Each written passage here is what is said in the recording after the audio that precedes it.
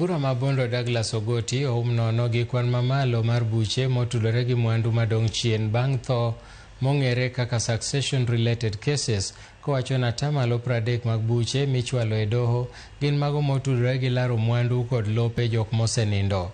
Kanolose boma ma Bondo e odiechieng' mar miyo jopiny ng'eyo ewi chike mag yango weg mwandu mowe chien, Ogoti nowacho ni chando ng'eyo osekelo midhiero mathoth magin kaachiel gi nek kilaro mwandu kod lope.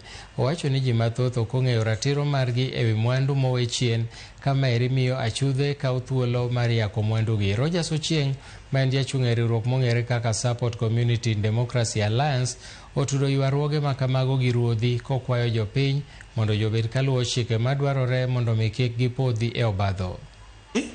Is to enlighten the general public on matters that relate to succession.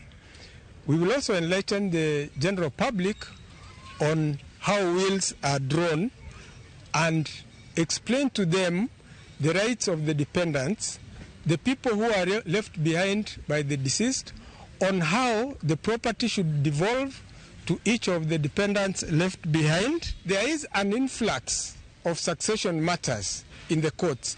Among the cases we have, 1/3 of the cases we have at the law courts concern succession.